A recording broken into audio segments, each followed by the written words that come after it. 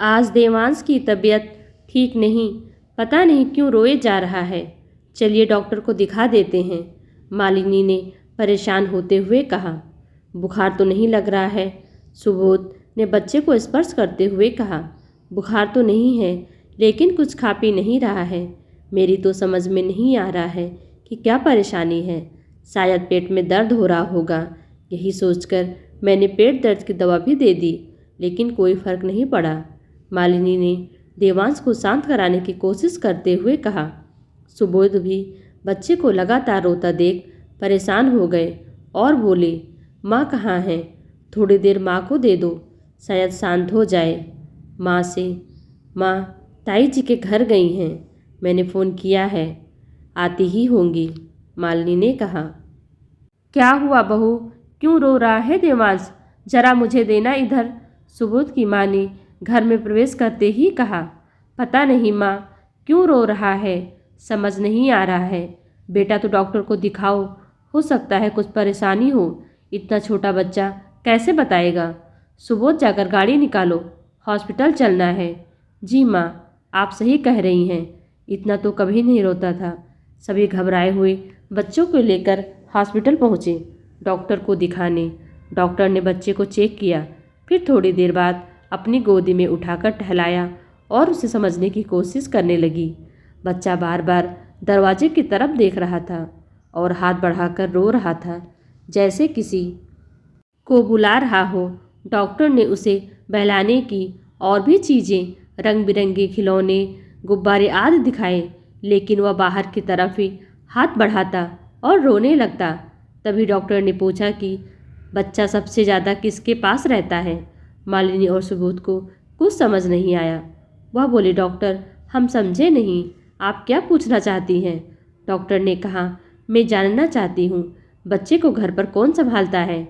बच्चे के लिए नैनी रखी है, वही देखभाल करती है, दिन भर उसी के साथ रहता है, मालिनी ने कहा। अच्छा, तो आप दोनों वर्किंग हो?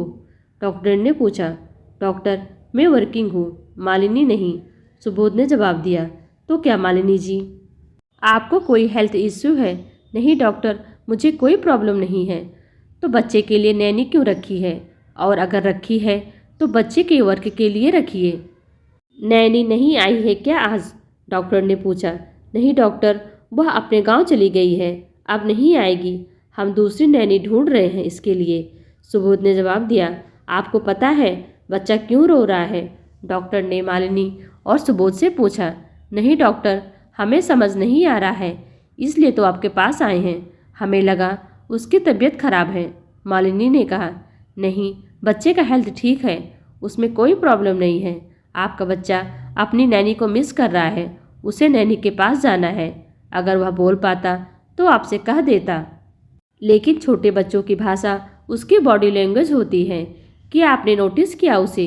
वह बार बार दरवाजे की तरफ देखकर हाथ बढ़ाता है और रोता है, जिसके साथ दिन में वो 12 से 14 घंटा रहता है।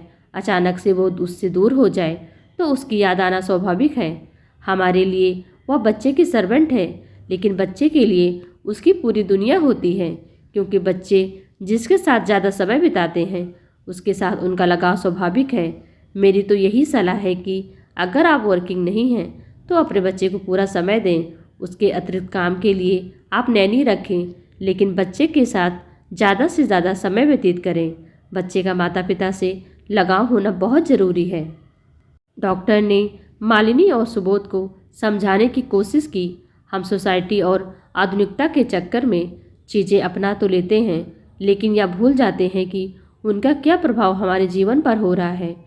शायद आप सही कह रही हैं डॉक्टर, हमें अपनी गलती का एहसास हो गया है। अब हम बच्चे को पूरा समय देंगे ताकि बच्चे का हमसे लगाव हो सके और आगे ऐसी कोई प्रॉब्लम ना हो। Thank you doctor. दोस्तों, आपकी क्या राय है इस विषय पर?